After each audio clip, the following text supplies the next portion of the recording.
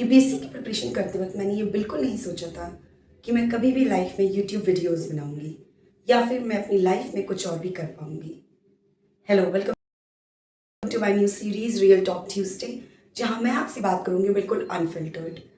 कोई भी झूठ नहीं, कोई भी ज्ञान नहीं, कुछ नहीं, एकदम रियल, जो मेरी लाइफ की रियलिटी है। 2016 में I started preparing for UPSC exam, actually in 2017। And फिर उसके बाद मुझे लगा कि I am flying high in the sky because since I have been a topper for my whole life.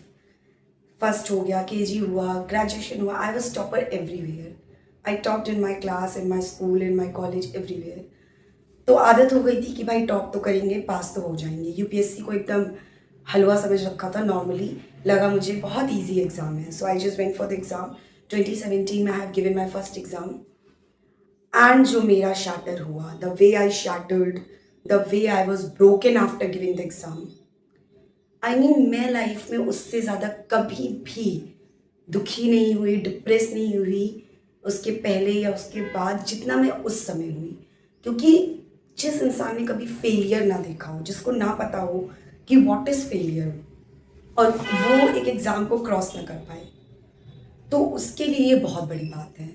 And the doctor told me that I am in depression because मुझे saver bone pen हो रहा था।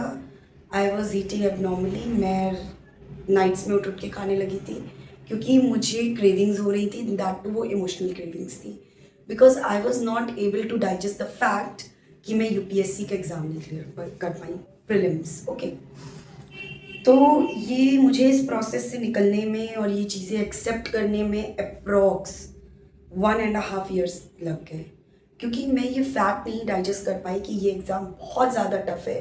मैंने एक mind में thinking बना रखी थी, it is so easy, if I give my 100% I will be able to clear. So मुझे ये लग रहा था प्रीलिम्स तो क्लियर हो ही जाएगा। Then I kept preparing for the UPSC exam and with that I started preparing for PCS exam also.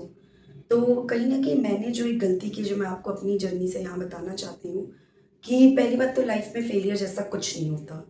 ये मैंने बहुत बाद में रियलाइज़ किया। You don't think so that कुछ भी फेलियर जैसा कोई वर्ड है, क्योंकि आप कहीं ना कहीं किसी चीज़ में सक्सेसफुल ज़रूर हो जाओगे।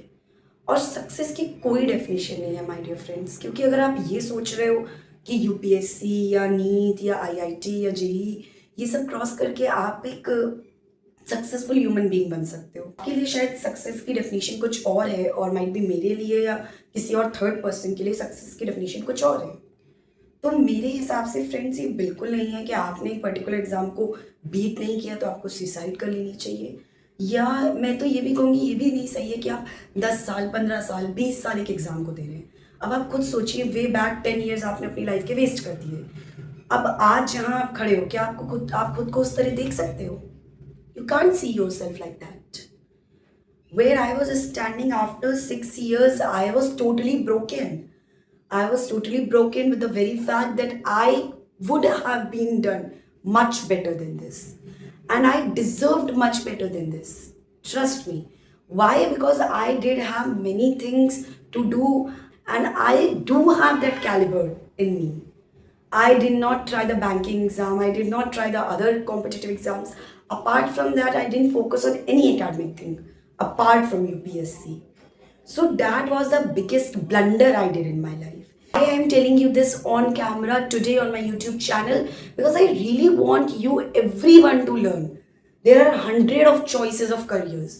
आप अपनी पर्सनालिटी टाइप के हिसाब से करियर चूज करिए, उस करियर में आगे बढ़िए। Why you are wasting your time for that one particular exam? Successful people वो नहीं होते जिन्होंने किसी एग्जाम को क्रैक कर लिया। सक्सेसफुल लोग वो हैं जिन्होंने अपनी लाइफ में अपने पैशन को पहचान लिया, ये समझ लिया कि मेरा इसमें कैलिबर है and I can do much better in this. So for this real talk Tuesday I keep it like here. I am closing with this line कि आप सर्च करिए कि और कितने करियर्स हैं जिनमें आप कर सकते हो अच्छा, जिनका आप एडवांटेज लेके लाइफ में आगे बढ़ सकते हो, और आप करोड़ों क्या, लाखों क्या, there is no limit to earn. क्यों आप एक पर्टिकुलर एग्जाम के पीछे अपनी लाइफ बर्बाद करें? क्यों? और अगर आपको लगता है कि मैं नहीं कर पाई इसलिए मैं बोल रही हूँ, so let me tell you, ये नहीं है कि मैं नहीं कर पाई, there were other more things. I can tell you everything, what are the backings I am saying behind this, what are the reasons, I will tell you everything. Do let me know in the comment section आपके इस पे क्या views हैं।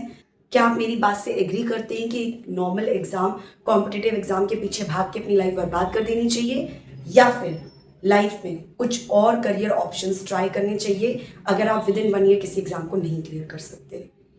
Thank you. This was Real Talk Tuesday. I will see you in the next video in the Real Talk Tuesday again. Do subscribe my YouTube channel for more information, for more such videos. Thank you.